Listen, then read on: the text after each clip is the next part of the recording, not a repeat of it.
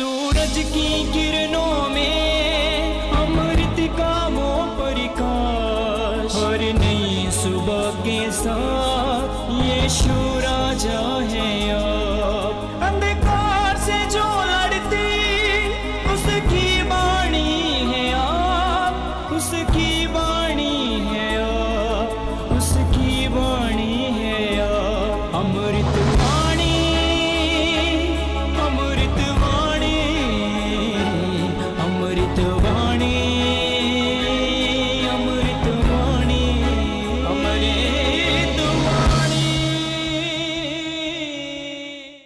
पहला पाठ नबी दानियल का ग्रंथ, अध्याय 5, पद संख्या 1 से 6, 13 से 14, 16 से 17 और 23 से 28 तक।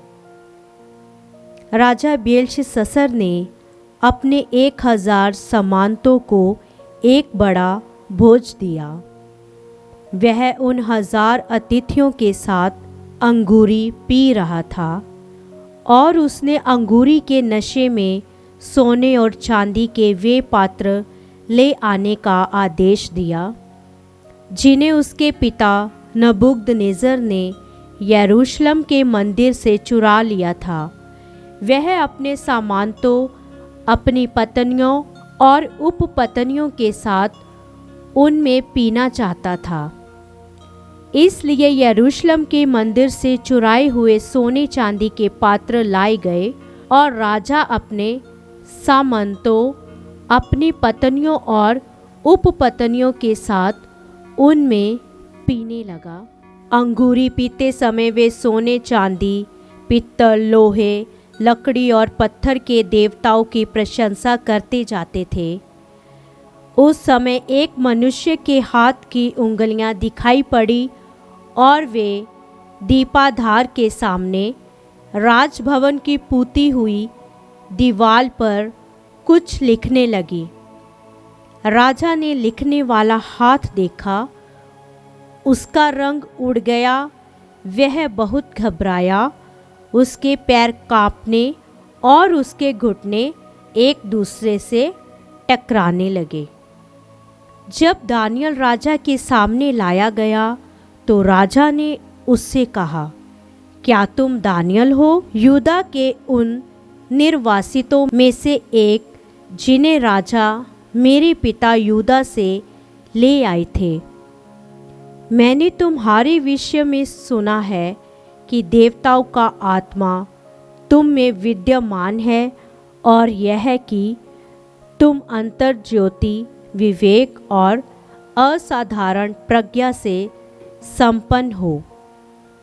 लोगों ने तुम्हारे विषय में मुझे बताया है कि तुम स्वप्नों की व्याख्या कर सकते और समस्याओं को सुलझा सकते हो। यदि तुम यह लेख पढ़कर इसका अर्थ समझा सकते हो तो तुम बैंगनी वस्त्र पहनोगे, गले में सोने का हार धारण करोगे और राज्य के तीसरे स्थान पर विराजमान होगे। दानियल ने राजा को यह उत्तर दिया, आप अपने उपहार अपने ही पास रखें और दूसरों को अपने पुरस्कार प्रदान करें। फिर भी मैं राजा के लिए यह लेख पढ़ूंगा और उन्हें इसका अर्थ समझाऊंगा।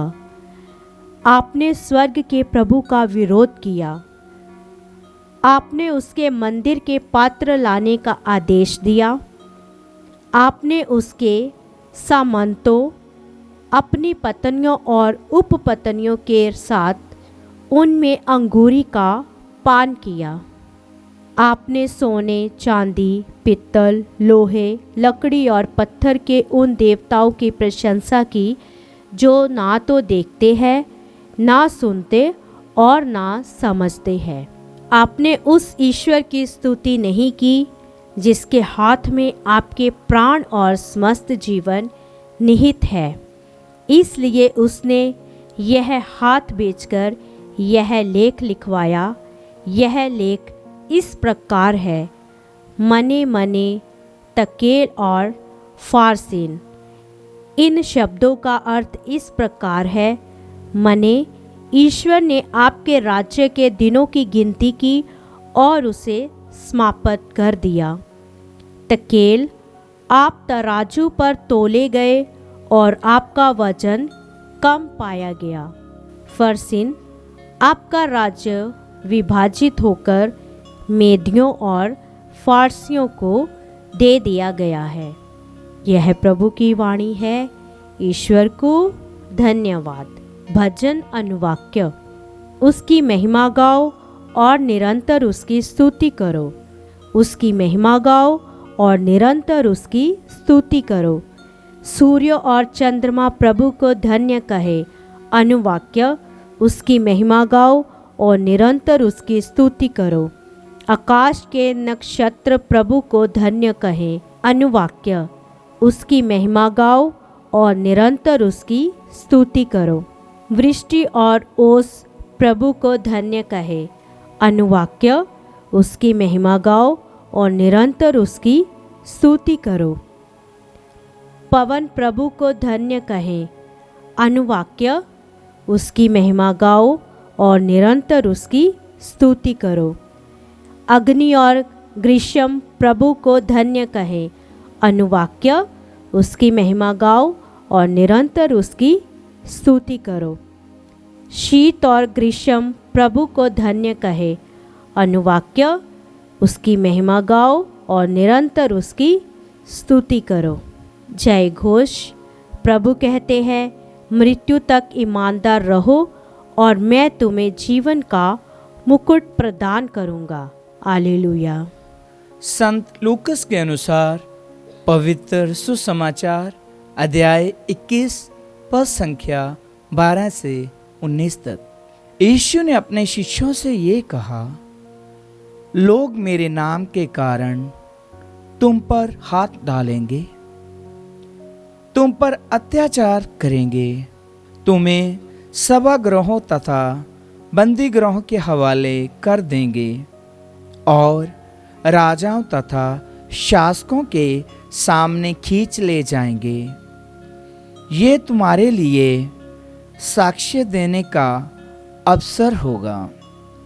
अपने मन में निश्चय कर लो कि हम पहले से अपनी सफाई की तैयारी नहीं करेंगे, क्योंकि मैं तुम्हें ऐसी वाणी और बुद्धि प्रदान करूंगा जिसका सामना अथवा खंडन तुम्हारा कोई भी विरोधी नहीं कर सकेगा।